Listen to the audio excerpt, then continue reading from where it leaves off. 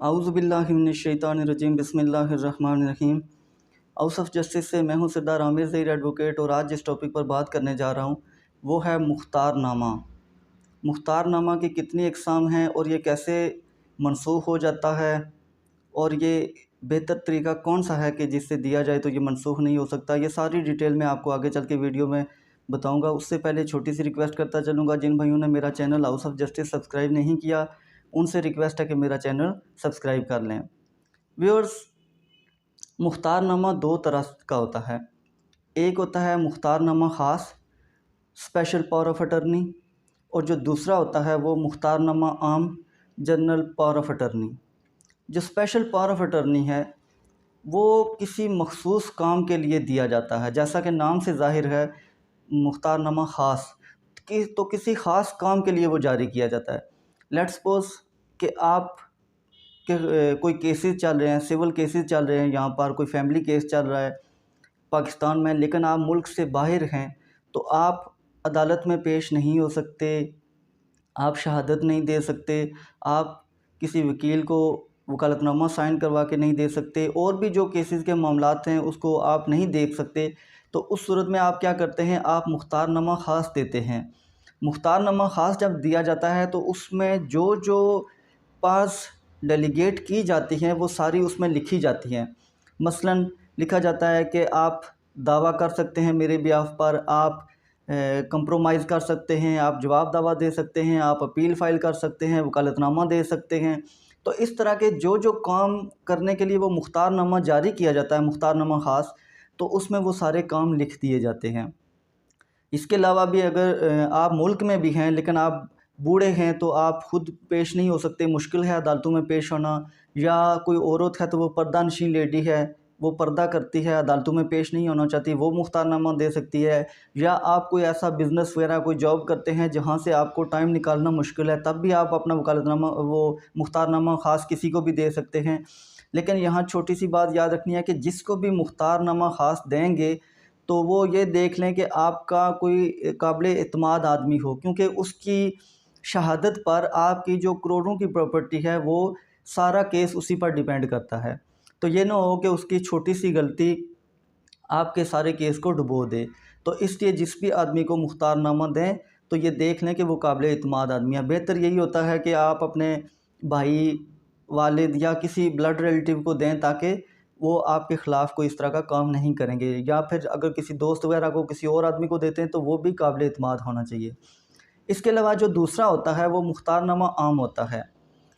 मुख्तारनामा आम जो होता है ये दिया जाता है किसी प्रॉपर्टी की, इसमें जो इख्तियारात दिए जाते हैं वो किसी प्रॉपर्टी को सेल आउट करने के भी होते हैं, इसलिए इसको देने में ज़्यादा एहतियात की ज़रूरत होती है।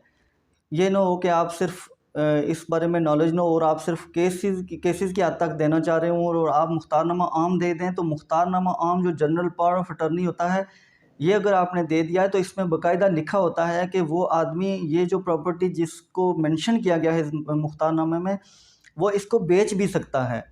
तो लिहाजा अगर सिर्फ़ आपने कोई मखसूस काम करवाना है तो वो मुख्तारनामा ख़ास देंगे, लेकिन आप अगर उसको ये इख्तियार भी दे रहे हैं कि ये जो प्रॉपर्टी है जिसकी हद तक आप उसको ये मुख्तारनामा दे रहे हैं तो वो इसको बेच भी सकता है, तो फिर मुख्तारनामा आम आप दे सकते हैं।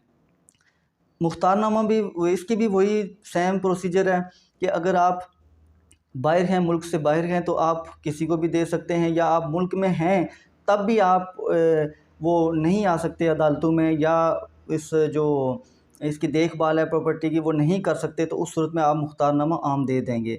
मुख्तारनामा आम में जो मुख्तारनामा ख़ास के सारे काम वो भी वो कर सकता है, और इसमें जो एक्स्ट्रा काम होता है वो इसको प्रॉपर्टी को बेच सकता है, हिब्बा कर सकता है, इसको जो मर्ज़ी वो चाहे जैसे चाहे वो कर सकता है। जिस तरह वो मालिक प्रॉपर्टी को यूज़ कर सकता है, सेम उसी तरीके से मुख्तारनामा आम जिसको दिया जाता है वो भी इसको इस्तेमाल करेगा।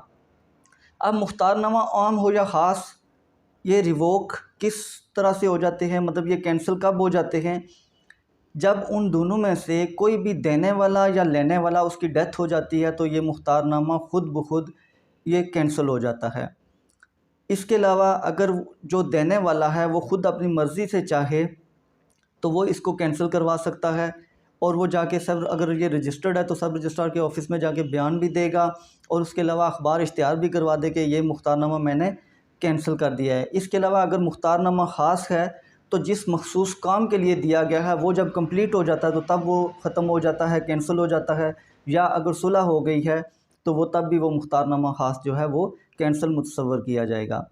अब यहाँ पर जो जनरल पावर ऑफ अटर्नी है, मुख्तारनामा आम है, उसमें अक्सर ये देखने में आता है कि लोग वो प्रॉपर्टी ख़रीद रहे होते हैं लेकिन रजिस्ट्री में चूँकि ख़र्चे ज़्यादा होते हैं तो उन अखराजात से बचने के लिए वो जनरल पावर ऑफ अटर्नी ले लेते हैं, लेकिन ये चीज़ें उन्हें नॉलेज में नहीं होती तो वो उसमें मेंशन नहीं करवाते कि ये हम ख़रीद रहे हैं, या कोई साथ सेल एग्रीमेंट वगैरह नहीं करते। तो जैसे ही जो देने वाला होता है उसकी डेथ होती है तो ये जो जनरल पावर ऑफ अटर्नी उन्होंने पैसे दे के ज़मीन ख़रीद के उसके बदले में लिया होता, तो ये वो कैंसिल हो जाता है और उनकी इतनी बड़ी पेमेंट डूब जाती है। उसके लिए क्या प्रोसीजर होना चाहिए वो मैं नेक्स्ट एक वीडियो बना दूंगा, जिसमें बेहतर तरीका जो उसका है वो बता दूंगा कि ये इस तरीके से जनरल पावर ऑफ अटर्नी करवाएं ताकि वो रिवोक ना हो, कैंसिल ना हो सके। व्यूअर्स, उम्मीद है आज का लेक्चर पसंद आया होगा। इसी के साथ इजाज़त चाहूँगा। वीडियो अच्छी लगी हो तो इसको दोस्तों के साथ भी शेयर कर दीजिए। फ़ी अमानिल्लाह।